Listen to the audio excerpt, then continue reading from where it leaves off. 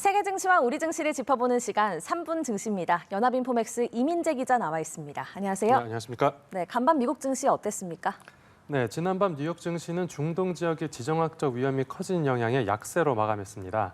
다우지수는 전장보다 0.98% 내렸고 S&P 500 지수는 하루 전보다 1.34% 떨어졌습니다. 나스닥 지수는 전 거래일보다 1.62% 하락한 채 장을 마쳤습니다. 어제 뉴욕 증시는 가자시티 병원 폭발로 수백 명이 숨지면서 중동의 긴장감이 고조된 영향을 받았습니다. 어제 미 바이든 대통령이 이스라엘을 방문했는데요. 이스라엘로부터 가자 지구에 대한 인도적 목적의 구호품 반입 허용을 끌어냈습니다. 하지만 병원 참사로 중동 지도자들과의 회담이 취소되면서 긴장감이 오히려 커졌습니다.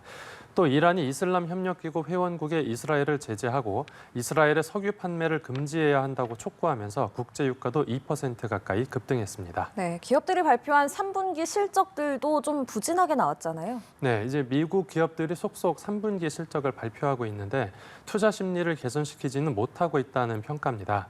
물리업체 JB헌트는 예상치를 밑도는 분기 실적을 발표하면서 주가가 8% 이상 하락했고요. 유나이티드 항공 주가는 4분기 실적 전망치를 낮췄다는 소식이 전해지면서 주가가 9% 넘게 떨어졌습니다. 또 경쟁사인 델타 항공 주가도 4% 넘게 하락했습니다. 그리고 증권사인 모건 스탠리는 순이익이 1년 전보다 9% 넘게 줄었고 또 자산관리 수익이 시장 예상치를 밑돌면서 주가가 6% 넘게 내렸습니다. 네, 또 국채 금리가 크게 오른 것도 증시에 부정적이라고요. 네, 이 국채 금리는 미국 소매 판매 호조로 긴축 위험이 커진 데다가 또 제롬 파월 연준 의장의 연설을 앞두고 오름세를 보였습니다.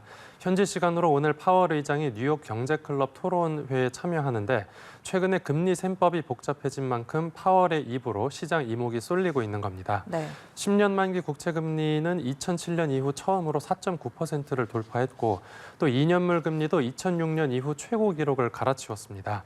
여기에 이제 미국 상무부의 9월 신규 주택 착공 실적도 나왔는데 신규 주택 착공이 3년 만에 다시 증가세로 돌아섰지만 월가 예상치에는 못 미친 것으로 확인됐습니다. 주택 공급이 부족한 상황에서 이제 국채 금리까지 오르면서 주택담보대출 금리도 역대급으로 뛰었는데요.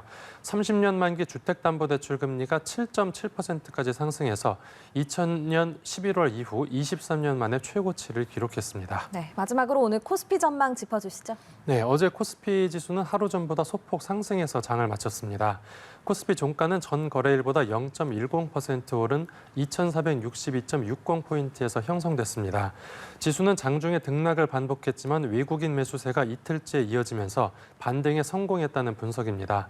하지만 중국 경제 지표가 예상치를 웃돌면서 지수의 상승폭을 제한했다고 풀이됩니다. 삼성전자는 전날보다 1.59% 올라 한 달 만에 다시 7만 원대를 회복했습니다. 오늘은 한국은행에서 금융통화위원회 회의가 열립니다.